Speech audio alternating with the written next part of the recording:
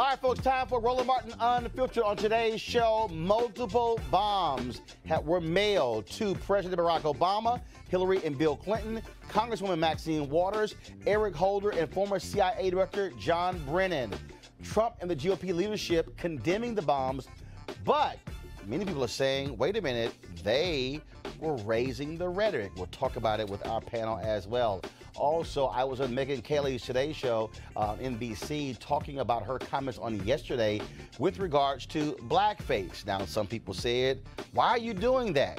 I'll explain, plus we'll show you how it went. Also, victory for democracy in Georgia as a federal judge orders election officials to notify voters rejected by the state's restrictive exact match program and give them a chance to vote.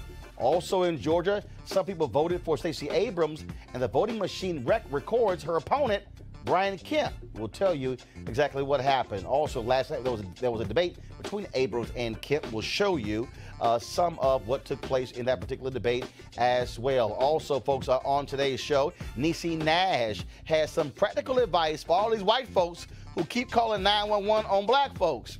Y'all are going to get a kick out of this one, folks. It is time to bring the funk on Roland Martin Unfiltered. Let's go. He's got it. Whatever the miss, he's on it. Whatever it is, he's got the scoop, the fact, the find. And when it breaks, he's right on time and it's rolling. Best believe he's knowing. Putting it down from sports to news to politics. With entertainment just for kicks, he's rolling. It's on go, roll, y'all. It's Roland Martin, yeah.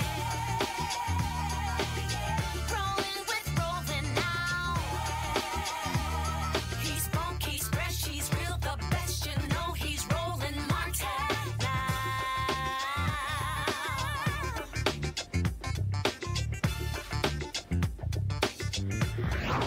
Martin. The FBI, they are investigating pipe bombs mailed to a number of Democrats in this nation, including President Barack Obama, former President Bill Clinton and Hillary Clinton, also former Attorney General Eric Holder, Congresswoman Maxine Waters, and former CIA Director John Brennan. That was sent to CNN, even though he's a contributor on MSNBC. This follows yesterday a bomb being found in the mailbox of liberal donor George Soros. Of course, all of these folks, what do they have in common? They're Democrats and frequent critics of Donald Trump. And remember, it is Trump. He is often called Congresswoman Maxine Waters having dumb and low IQ. He has led the chance of lock her up of Hillary Clinton, and Republicans and Trump have gone after George Soros, blaming him for anything that happens on the left. Now, again, remember, John Brennan has been a serious critic of Donald Trump. But here's what we know and don't know. There is no known motive as to who is behind these pipe bombs. Folks on the right are already yelling and screaming, saying Democrats literally are doing this to ramp up their side to vote. Liberals are saying it's all about Donald Trump's rhetoric. Let me say this to the left and the right. Shut the hell up. You don't know who is behind any of these bombs. It is stupid. It is asinine to have a conversation right now about who is actually responsible for these bombs. We don't know if they are Middle Eastern. We don't know if they are Muslim, if they are white domestic terrorists. We don't know if they black, Asian, Latino. Nobody knows who it is. So my response to both sides, shut the hell up and let authorities do what they do to find out who is responsible for sending these packages, these unmarked packages, to these individuals. Now, Congresswoman Maxine Waters released this statement, quote, I have been informed by U.S. Capitol Police that my Washington, D.C. office was the target of a suspicious package that has been referred to the FBI.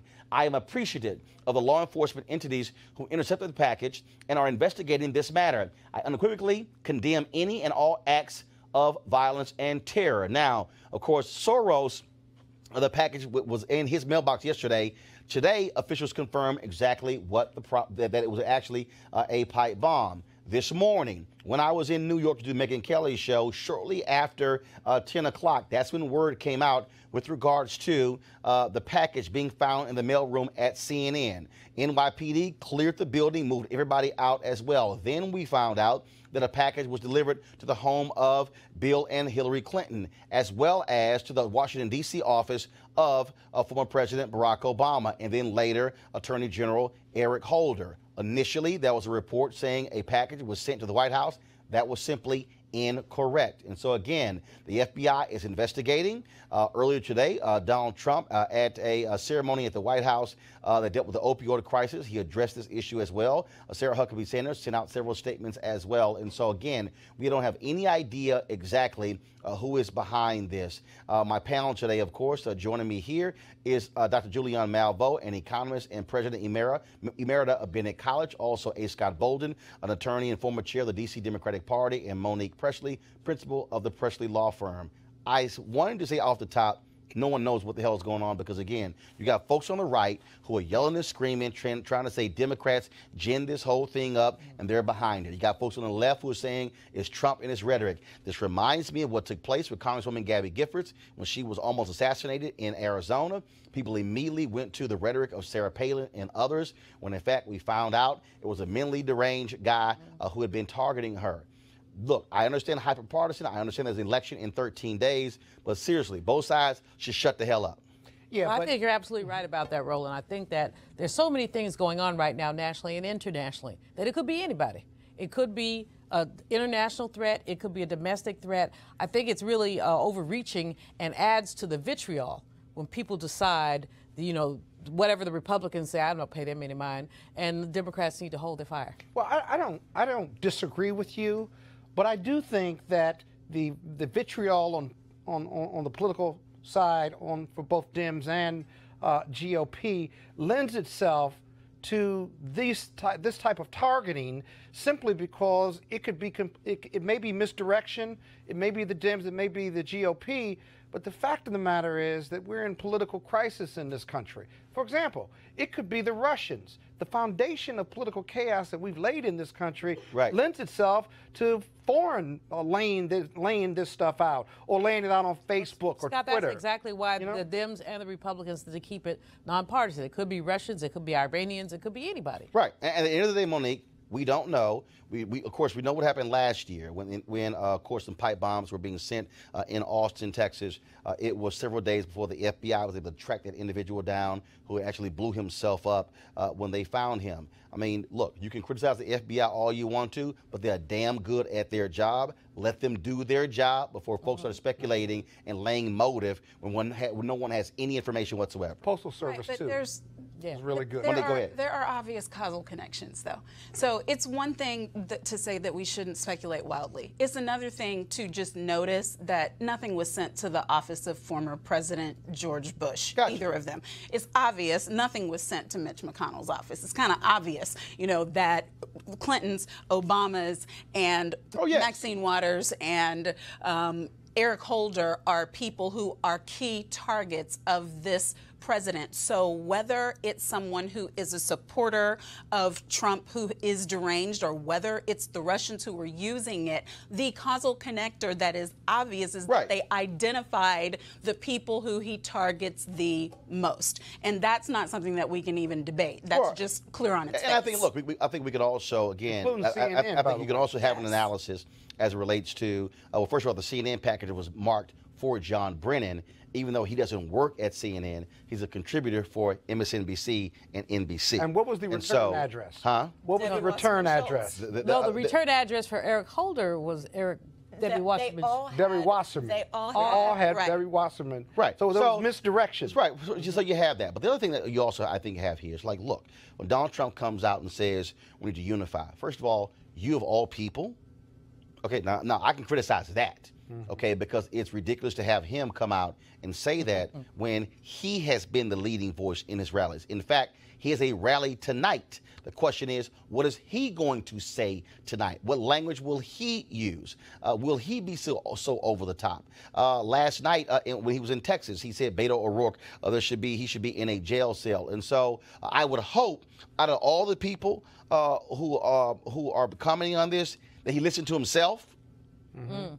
And for anything else, because again, when you're the president of the United States, how you behave also gives other people the right. Look, the story of the guy from Southwest Airlines who got arrested for groping a woman, and when he got arrested, he said, "Why are you arresting me? The president said we can grab a woman by her vagina." Yeah, see. Did he actually say that? Yes. Yeah, but Yes. you see, I missed that Yes. story. That was his. Yeah, that was his response. That was his. That was his police. response to why he did it. And see, words matter, and you Yes. can't. And actions matter. You can't say that I have no responsibility for the manifestations of people who act on these words. Everyone doesn't intellectualize Donald Trump and have these very intelligent debates and take the president, whether it's for its worth or to say that he's obnoxious. On the other hand, you've got to be responsible for how others are processing your words, because Yes. there may be a handful who will take your words to heart and want to prove to themselves and to Donald Trump that they're serious about attacking these Democrats. Well, you know, there has been a decrease in civility since this man has been elected to public office. We have seen it Led by him. Yes, that's what I'm saying. He's But uncivil. we have seen this decrease in civility in our schools with little children chanting "Build a Wall" Yes. at their Latino classmates. Right. With, Actually, that happened the day after the election. yes. Yeah. So he has empowered an incivility. And so, although, I mean, I do agree with Roland that we can't talk about the bombs, we do need to talk about the way that he has talked about body slamming journalists, giving kudos to that guy who did it, the way that he talks about Latino people, the way that he talks about us, even the way that he talked about Omarosa. No Omarosa fan here, but you do not call a black woman a dog. And so when you see these white women, Or a woman horse face. exactly. I mean, that's all promotes Well, negative when behavior. you see these white women, though, then calling 911 on little black children, I believe that some of this behavior is motivated by someone who believes that people of color are inherently dangerous. So when a no-butted white woman, no booty, and she's going to say that a 9-year-old grabbed her non-booty and calls 911 on the child, I mean, this is absurdity. But we see these cases again and again and again. It's only about the ability to demonize the black But body. he gives license to it. Well, that's- he sends a message that it's acceptable, and that's hurting America. Whatever political party Right. you are, And so whatever again, race you are. And look, first of all, he has no moral authority. Right, At the end of the day, none. Monique, None whatsoever. he has no moral authority. But this is also where it requires people in his own party to also check him, Well, which they're frankly afraid to. Go ahead. Leadership is influence. And what we've seen with this election is, like it or don't like it, this man who is the 45th president has influence. And he has utilized his influence in order to lead people down a path that, as you say, is dangerous for America. But when I look at his rallies, I try not to listen to the whole thing. I just want enough to know what is said. I prefer the transcript. It's not his words that bother me. It is all of the people behind him and in The front of reaction. him Right. cheering Yeah. It's about cult-like. Yeah. those It is words. cult-like. That is what is dangerous. but If they've you got- have one crazy man who's screaming to the rafters, lock her up, if you have one crazy man screaming lock her up and he gets 10,000 Thousands, yes. other people to do it, knowing full well somebody out there is deranged enough to take the things Well, that he's saying or could be. seriously. Final comment on this topic before I got to move on. Go ahead. You know, when you've seen his rallies, you've seen him attack people. So he's given people permission to attack people. When the people at the rally during the election, he said I'll get you out of jail if you jack them up.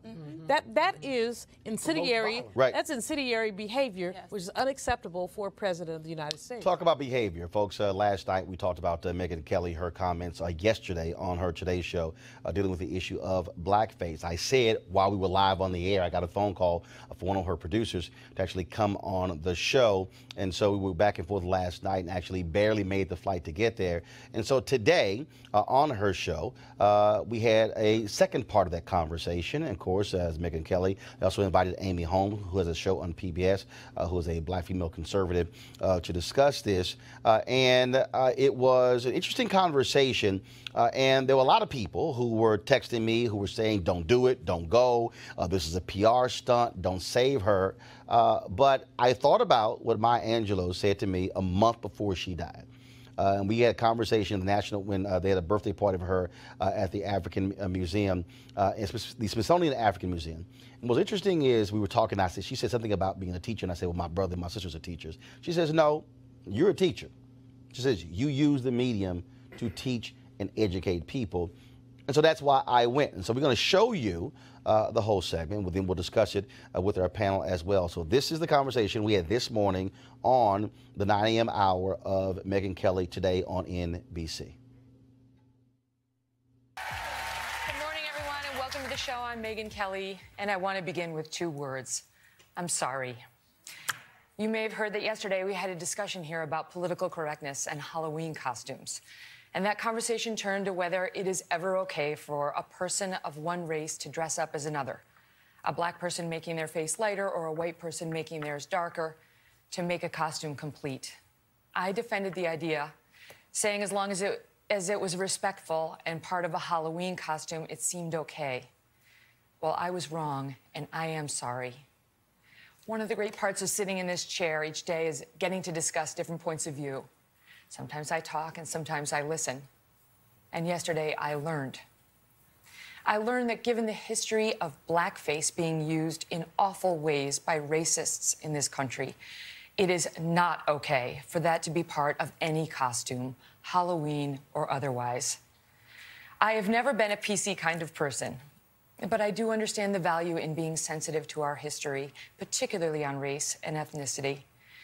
This past year has been so painful for many people of color. The country feels so divided, and I have no wish to add to that pain and offense. I believe this is a time for more understanding, more love, more sensitivity, and honor, and I want to be part of that. Thank you for listening and for helping me listen too. Roland, I did listen yesterday, and what was very clear in what I read and what I heard is that the history here, when it comes to that term and this issue, is deeply disturbing. I think the problem is, for African Americans, we know the history, and too many white Americans don't know or won't accept it. When the reality is, it is American history, yours and mine. When you look at blackface, white entertainers wore blackface to mimic African Americans, to caricature African Americans.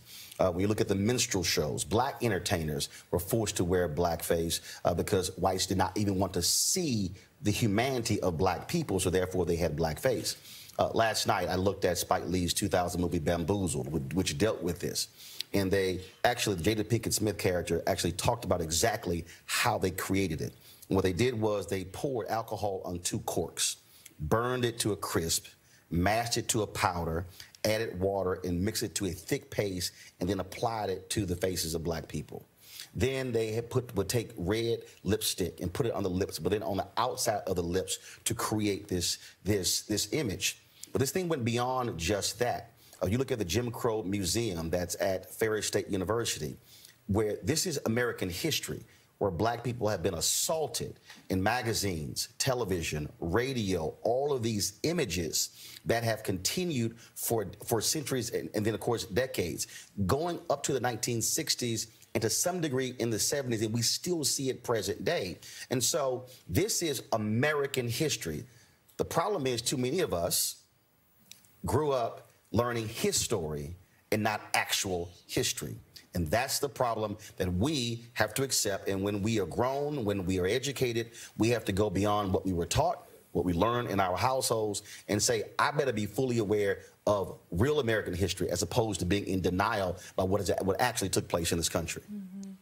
And the other piece of it is that seeing a white person darken her skin, even for a costume, today evokes that past.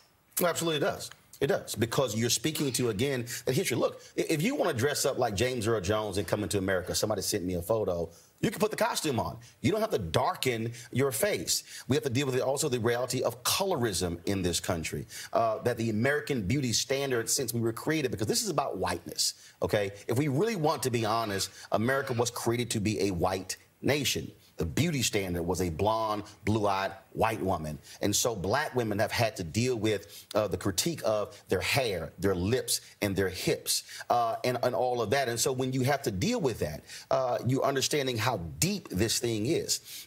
This is the 50th anniversary of King's assassination, the 50th anniversary of the Fair Housing Act, but also the 50th anniversary of the Kerner Commission report, which said there were 2 white Americas, 1 white, 1 black. Most black folks who even came into journalism came in after the Kerner Commission, which was all based upon race riots. And so media, the reason this story just boomeranged all around is because media has been the main driver of these racist caricatures throughout American history, and that's why it's such a huge story. People, no one wants to talk about Bill Cosby these days. But the reason there was a Black Stuntmen Association is because Bill Cosby was standing next to, when he was doing I Spy, and they had a scene, an action scene, and it was a white man who was putting on blackface to be his stunt double. Bill Cosby said, no. Y'all don't go hire somebody black. That's what led to the creation of the Black Stuntmen Association. There was a documentary that was done on them. That was in the 60s. This is American history. We live in constant denial. Today, we're dealing with Confederate statues and monuments, and people are saying, well, okay, this is really no big deal why you're upset. But we have to recognize, over the last, look, I'll be 50 years old November 14th. How many universities have we seen where they've had thug parties and ghetto parties where white fraternities and sororities dressing up in afros and blackface and wearing grills and putting on big chains to mimic African Americans? Well, you want to mimic a rapper, mimic the white rappers out there, dress up like Eminem. But no, that's not exactly what is done. That is a caricature. And when you have that constant assault, what people don't understand is that black people in America, next year will mark the 400th anniversary of the first 20-odd Africans arriving in this country in August of 1619 in Virginia. For 399 years, this constant assault, this degradation, and this demeaning of how we look and how we act. We are just 50 years removed from Dr. King's assassination. In 25 years, Megyn, we will be a majority nation people of color. And white America has to come to grips with that, because now that's going to mean power. That's going to mean economics. It's going to mean that, look, that the notion of what is considered American values will have to be now looked at differently, because people of color will be also making that determination, not just white Americans. How do we talk about race and our country's history with race and have a real conversation? Here's the thing that we don't want to accept. This is what I call an informal gathering. No one person could control who sits in this audience, but we control who we eat lunch with. We control who we go to dinner with. We control who we invite to our houses. And if we really want to be honest, Americans live in silos. White folks stay with white folks, black folks stay with black folks, Latinos stay with Latinos, Asians with Asians, Native Americans with Native Americans. And it's rare when in voluntary situations we actually cause ourselves, I need to learn more about you. I need to understand you and where you come from. But also asking the question, I don't know. I worked with a guy, Tim Madigan, who grew up in Iowa, didn't see black people until he went to college. All these racial things happen. He never understood why black folks responded the way he did until he wrote the book on the Tulsa race riot. And then he began to interview, and he hears these stories of elderly black people kneeling in their homes and guns put to the back of their head, and they were killed based upon a lie, and how this whole town was destroyed. Tim said, Roland, for the first time, I then understood why black people felt the way they did. And he said, as a white man, I had to force myself to own up to my lack of understanding, my lack of history. And I would say the same thing, Megyn, whether it's you, whether somebody sitting in this audience, being honest that, wait a minute, how did I grow up? And have to go inside of yourself and say, what was I taught? What did my parents teach me? What did my friends teach me? And do I allow people to say things around me that have racial implications and I say nothing? Because I don't really want to upset the apple cart. Let me look at who's in my office. Who's on my staff? Who are executives? I've been in media since I was 14 years old.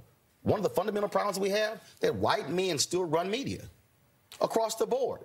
I mean, do you understand? And this is just understand how this thing impacts us. When I sat with Ken Jouts, executive vice president at CNN, I did a pilot. He literally, I used the word brother. I was interviewing the guy who later became the first black president. And I talked about health care, and I said, man, that really hurt a brother having to file for bankruptcy because of health insurance. He said to me, hey, you know, be careful using the word brother because we don't want to alienate white viewers and being too ethnic. And I'm going, but that's my story, and I was talking to a black man. But Glenn Beck could use the word brother, and it's perfectly fine. And the fact that he would say that to me in that context is, wait a minute, hold up. Why can't I just be me? Why is it that, okay, you're too black, Roland? Well, how am I too black? Because I am black. And so we have to understand how deep this goes because now it impacts raises, it impacts promotions, it impacts who we work with. And so we, I think, are in total denial of how deeply embedded race is in the DNA of America and how it impacts so many things that are done in this country. And if we have a discussion and just be honest, and somebody says, look, I don't know, share with me, educate me. That also, I think, what changes it. And on a personal level, for all of us to challenge stereotypes that we may have about different racial and ethnic groups and say, wait a minute, is that fair, the way that I'm relating to other people or making assumptions? That's a part, I think, of the journey. But the last point is, I can play Diana Ross. I'm sorry, Megyn, you can't. No. Megyn, you can. No, Megyn, don't. You can play Diana Ross just like you can play any other character. But you just put on a gown, grab a fan, and then have big hair, you're fine. But that's the mistake that we make when we say, oh, I want to cross that line. Yeah. There are lines, and there's history, and there's pain. And when we acknowledge that, then we can learn and grow from it. But as long as we as Americans live in denial and act as if that stuff does not matter, then we will continue to have this problem in the next 400 years. Listen, well said. All I can say is, for my part, I have been listening and learning, and I'm grateful to both of you to have this conversation here on the set today, and to those who reached out to me via Twitter. I've heard you too. Thank you. Thank you very much, and we'll be right back. Now, of course, that was the edited version. We have the full version of the conversation on our YouTube channel, so go to youtube.com/Roland S. Martin Art. Let's turn to our panel. Your thoughts? Thank God yesterday she was wrong about it, because that meant today you had an opportunity to go before millions of people and give them the history of this country that they otherwise may have never, ever heard. I see it as a blessing that Megyn, with her ignorant self, is in the Today Show slot and needed to cure it, because in the curing of it, she made way for a conversation that had to happen and information to be provided around the world. So, to me, well done, Roland. Scott, you were talking about you watched this with some of your law partners? I did. A number of them. And CNN is kind of on, but I happen to have it just on NBC. And I was on a phone call, and they were in my office with me. And NBC, and I saw your face. I had to get off the phone. And I am deeply grateful that you chose to go. And I mean that. You and I go back and forth a lot, but I got to tell you, I've never been prouder. And here's the thing. You did that interview. That was your interview. Don't miss the move now. That was his interview. Yeah. Megyn was just there, right? And he had a broad-based audience to share in a thoughtful, cogent, intelligent, African-American, intelligent-based representation of a lot of points. The most important point I think you made, and I talked about this as the layperson presenter at Reed Temple this past weekend, about the need for a national dialogue on race in this country to reconcile the issue of slavery, Jim Crow, Ku Klux Klan, this history issue that you talked about. And it needs to come from the top. I challenge the AME Church to lead that effort, but I challenge our government officials, not this government that we have in place now, to lead that discussion. America has never reconciled itself on race. No. And it's never reconciled what it promises to be and what it is, because we will not have that dialogue. White people think they paid their dues because we got black billionaires, and black people they took so much from us that we don't know who we are, actually. I mean, when we talk in our employment places about black issues or black this, A lot of people that look like you and me, Roland, we lower our voice.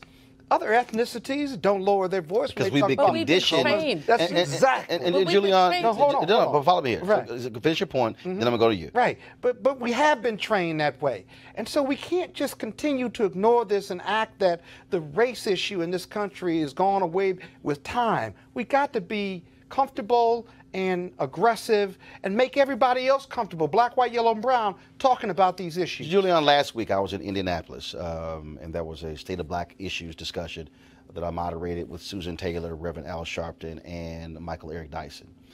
And we're going to air some of that later this week and also next weekend, live stream the whole thing this weekend. And I talked about Dorothy Cotton, and she was over the Citizen Education Project with SCLC. Everybody focuses on, well, they trained them to go out. Well, no. In her book, she said, no, they brought people in. They wanted to see where they were mentally, how they view things, and they reprogrammed them. Yes. To send them go out. The thing for me is, and look, I saw all the commentary. Oh, my God, she's 47 years old. She's a white woman. How does she not know? Which is all legitimate.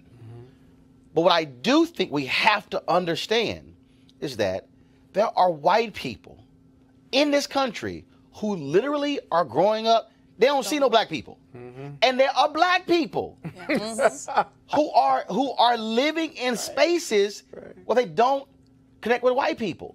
And what happens is, if you never ever sit and talk to somebody, you don't know what the hell's going on, because you can forget what the hell you learned in school. It ain't real history. It's a joke. And so we have to, I think, sometimes force that conversation, and yes, teach some folks. Yes. Well, teach some folks. I'll first of all say, Roland, I want to commend you. You did a brilliant job. I think it was really great. I'm happy that you mentioned Tulsa. You know, I'm doing some work on my book that'll come out whenever I finish writing it on Black money, and there's a piece in there on Tulsa. And one of the things about Tulsa is there's a guy who's written about what he calls segregated memories. So in Tulsa, you have white people who do not believe that Greenwood was burned by crazy white people. They just don't believe it. And even if you show them pictures, they don't believe it. It's fiction. And you have black people who, as you say, they lower their heads, they've heard about it, they're ashamed about it. But the shame is about the way that we have been bludgeoned by stereotypes. And what I think was so valuable about what you said is that you really walked us through some of those stereotypes, some of the whole thing about blackface and how it actually distorted. And as a result of that, how if you go back to, like, my mom is 90, and she talks about when black women would not wear red because it was connected. That red is my favorite color, just the rebel in me. But it's connected to the way. And you're a Delta, so that's the red. Of course. Gotcha. Of course. But and I'm a Kappa. But yeah, dressed like a Delta. So, go ahead, Julian. But you know, but the point is that all of this, so black women could never feel pretty. So, Right. So you know, they have these. What was red connected to? The exaggerated lip, right, and all of that, and so black women did not wear red, and you would hear our grandmothers. Mothers say, you know, only certain kind of women wear red or purple. There were colors that we just weren't supposed to wear. Breaking the stereotypes down is important. But but both of y'all, because both of y'all make this point about conversation. You know, I'm the old head at the table.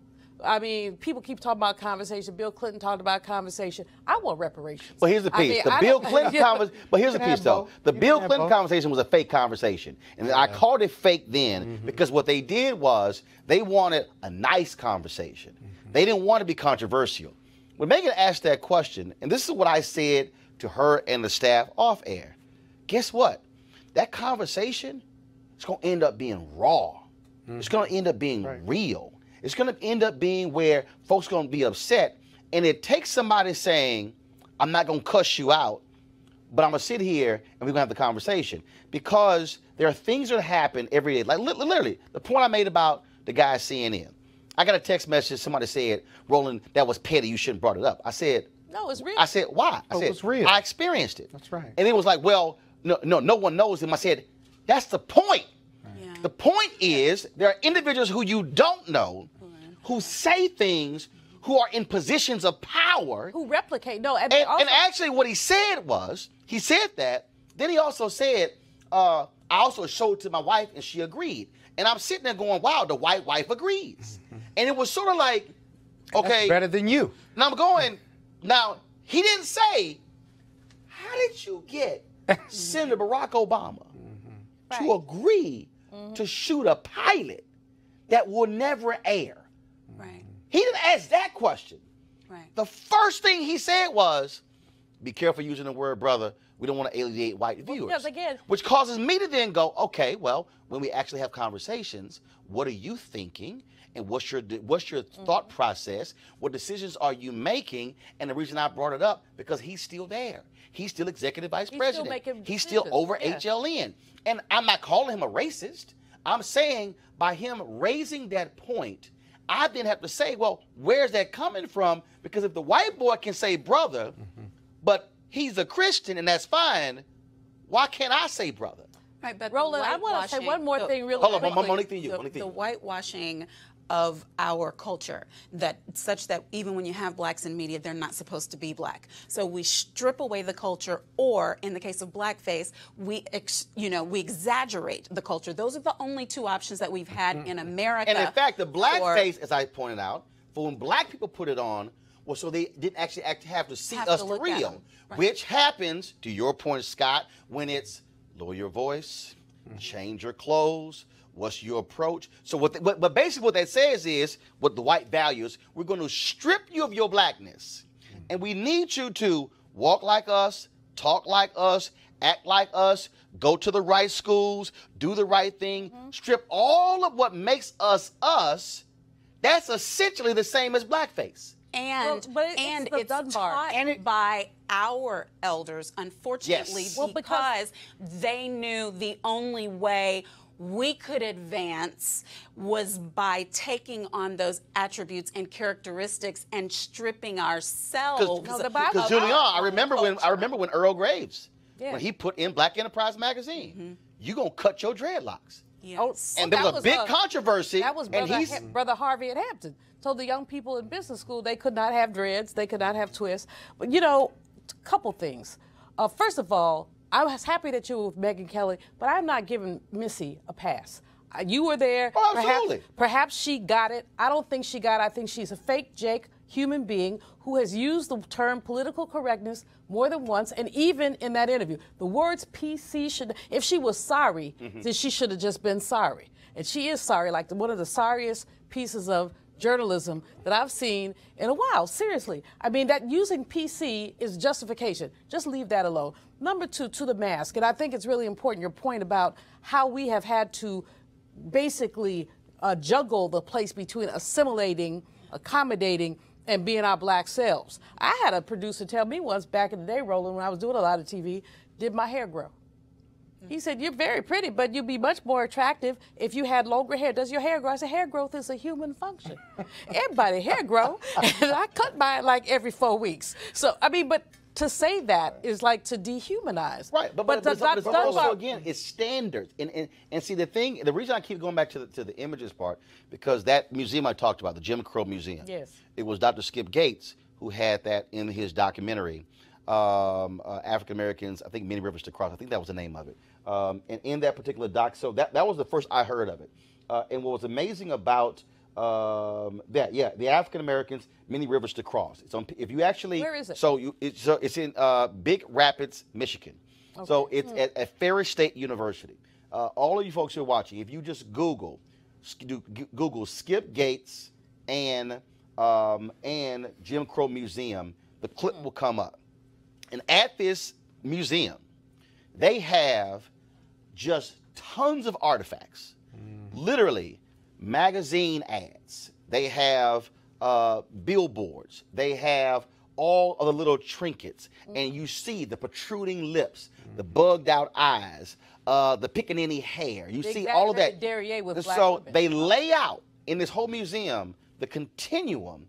And the director in his interview says to Gates that there's no other group in the history of America that has had the sustained assault on their looks, on their hair, on their psyche than black people. Yeah. No other group.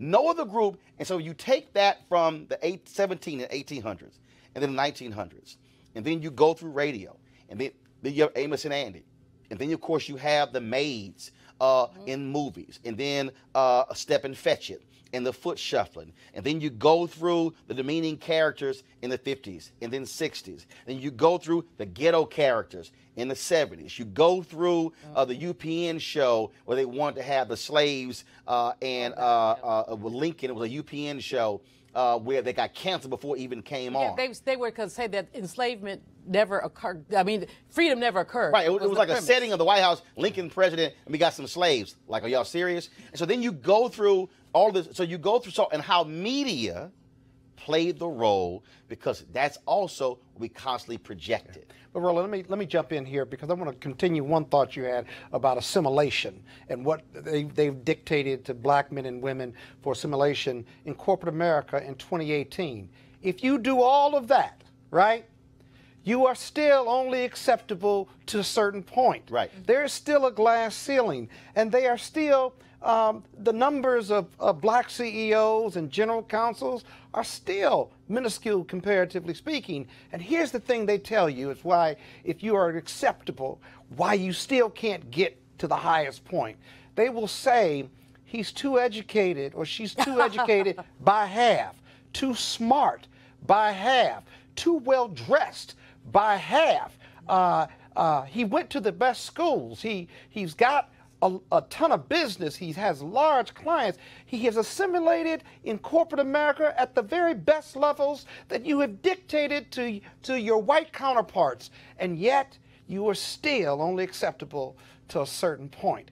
What are you to do? It is like we're caught in this political economic vacuum or prism or vortex that says do all the right things as your mom and daddy told you. You do that, and then you can only still get to a certain point, including compensation. But that's assimilation. Now flip that thing to how it also causes us to also then have self-doubt about other black people. Yes. The number of people, and this happened to me numerous occasions, brothers, men and women, black, who literally said to me when we had News One Now, brother, when you gonna get you a show? And I was like, I'm on TV 5 days a week. Right. What do you mean? Oh no. And they literally said, no. They said a real show. A real show. And I said, what do you mean real show? They said, no, I mean like, CNN, MSNBC. I said, bruh. And so this is when Brian Williams was the evening news anchor of NBC. I said, bruh, do you realize that when Brian Williams comes to Washington, D.C. to broadcast the NBC nightly news, that Brian Williams sits in the same chair that I sit in? He goes, what do you mean? I said, well, there's a table right next to that chair, and there's 2 shelves. On the bottom shelf is a bristle brush and a mirror. That ain't for Brian. I said, that's mine. I said, the walls and the cameras in the control room are the same. I said, what you don't realize is we do the show at NBC News Channel in DC. I said, we send the signal through the fiber optic line the same way they do. I said, you believe that my show isn't real because it's on a black network. I said, when it's the exact same place that Brian Williams uses. And he looked at me like, oh my God, what the hell? So what happens is look, right here. I had a brother, people today, somebody said, well, you can't get a real show. And I said, really? Because you got a digital show. Well, and I said, real? wait a minute. I said, did you see the news today that NBC is launching, they launched today a new streaming channel? I said, did you see the news that CBS has CBSN, which is a digital channel? I said, did you see that Fox News next year is launching a digital channel? I said, so explain to me how it's bad that I have a digital show Before.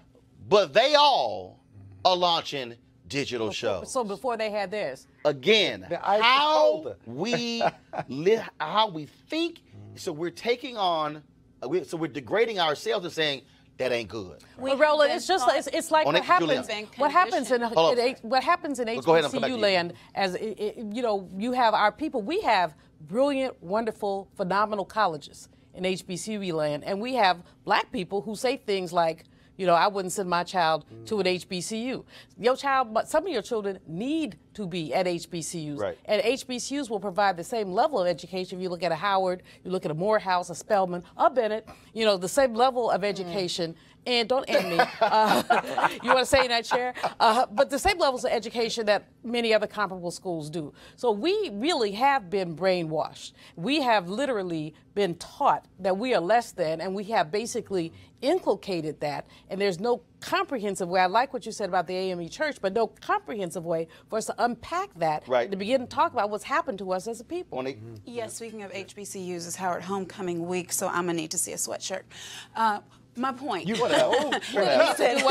wear HBCU gear on Monday. Okay, well, this ain't Monday. You still have time. You still have time. In the state, I had it on Monday. Go ahead. HU. So my point is, you made to me the most critical point about the fact that in a very short time, the minority will be the majority.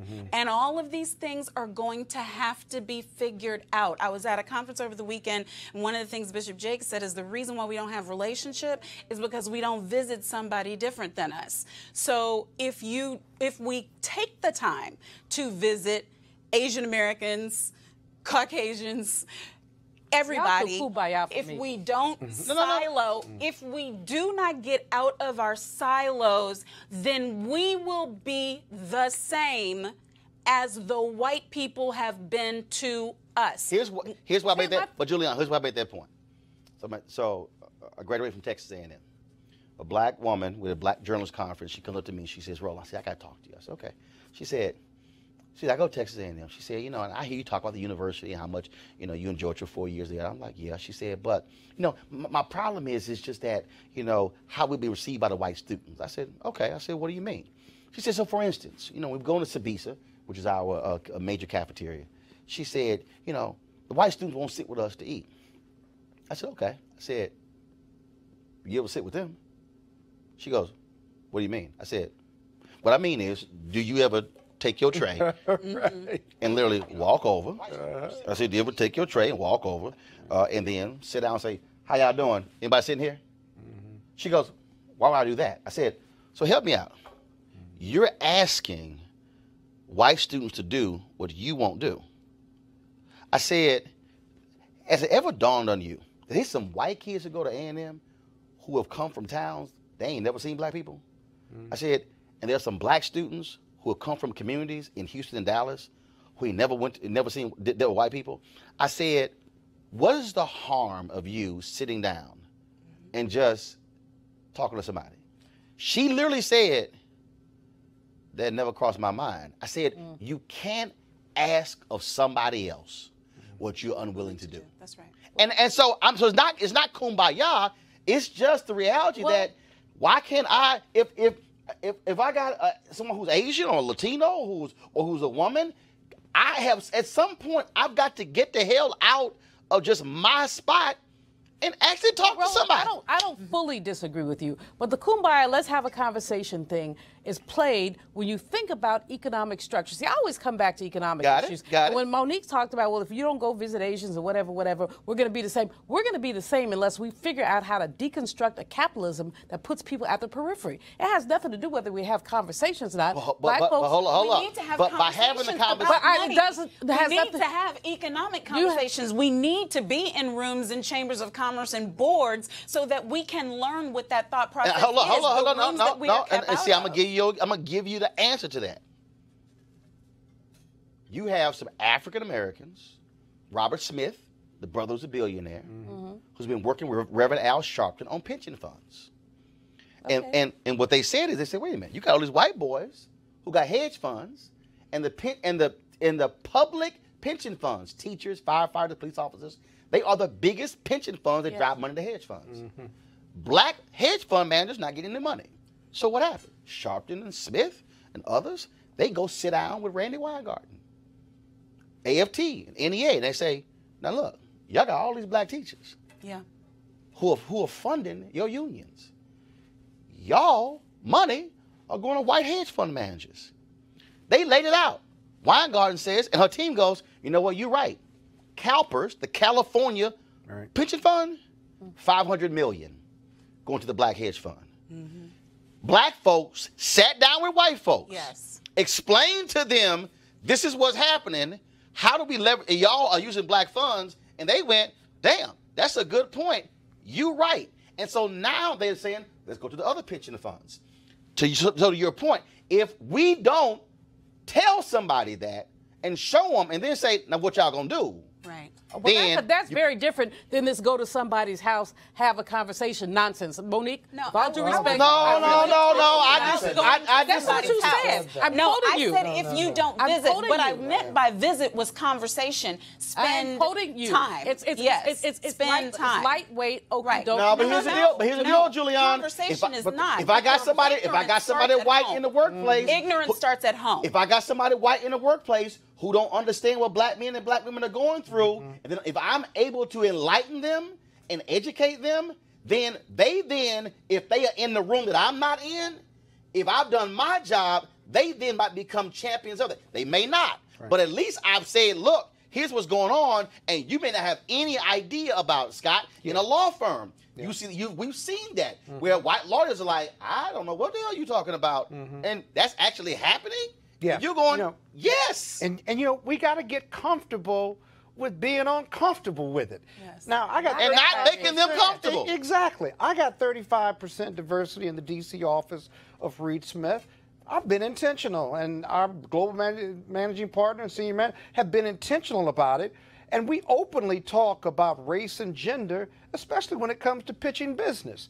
If we're going to pitch a piece of business to a large company and they've got great diversity or their leadership has diversity, whether it's women or people of color, why would we field an all-white male team to go see that company in 2018?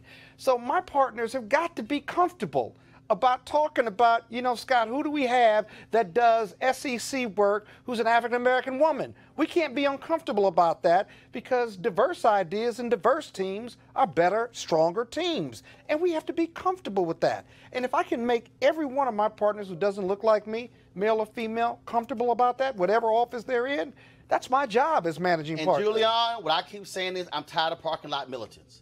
I'm tired of folks. What is a parking lot militant? A parking lot militant is the person who, before you leave the office, they buy the car and they saying, man, this need to happen and this need to happen, this need to happen. And then when they go in that building, you're like, well, where your little parking lot militant ass go? Now you quiet. My deal is, look, I always said it, they're going to fire you anyway. Okay, so at least I'm going to say something while I'm there. And I'm saying if we're willing to challenge, to educate, take some folks out, enlighten some white boys on pay disparity, enlighten some folks and like, say, bro, you don't recognize it? All the folks on your team, white men?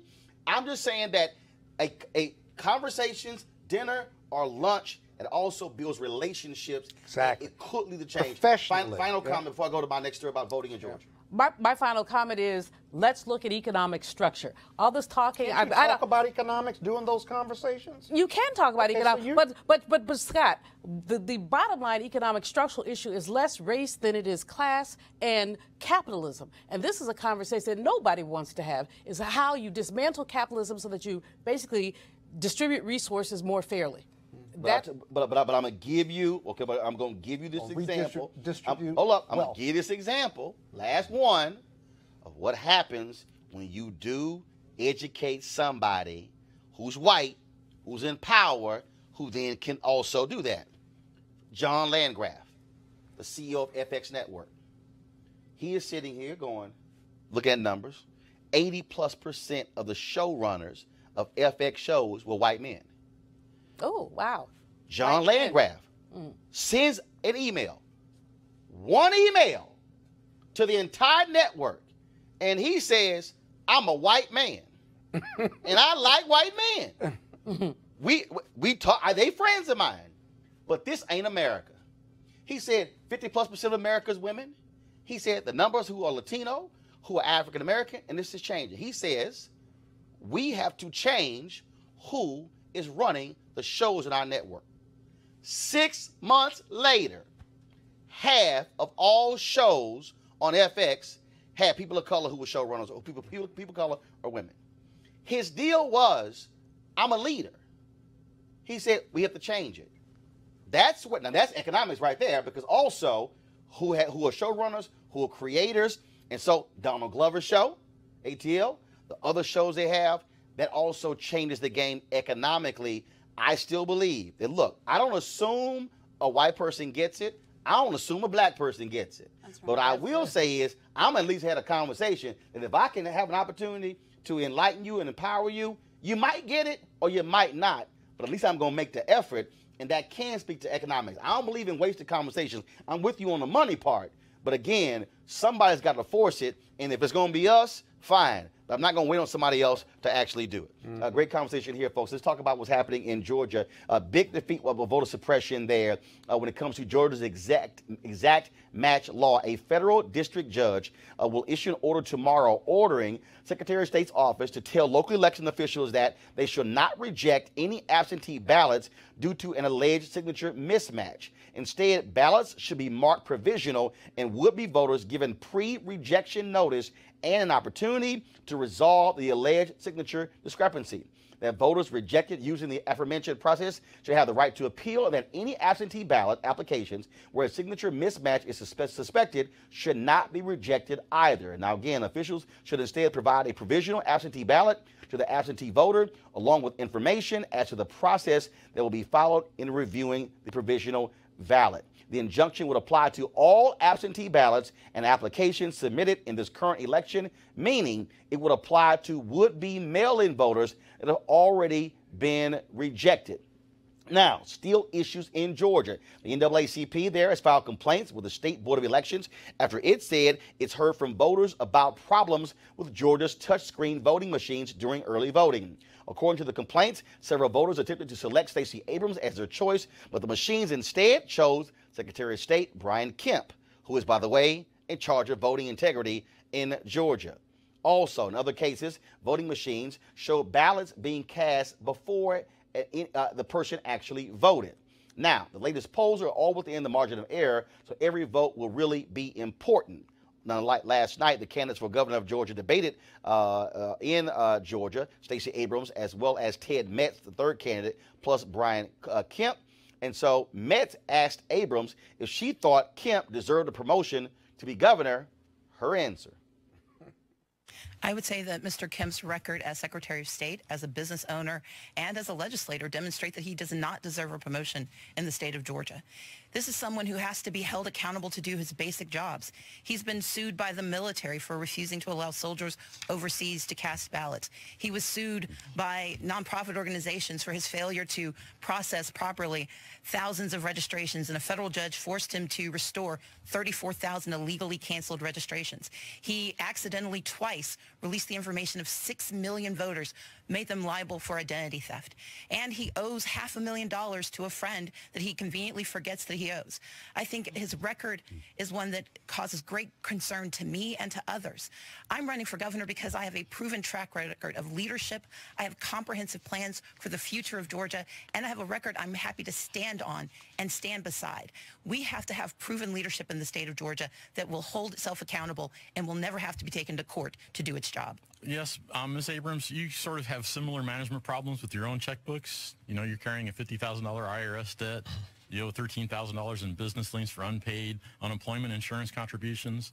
And you carry this debt while making hundreds of thousands of dollars annually and even lending your campaign $50,000. If you can't manage your own finances and pay your own creditors, can you be trusted to manage the state budget?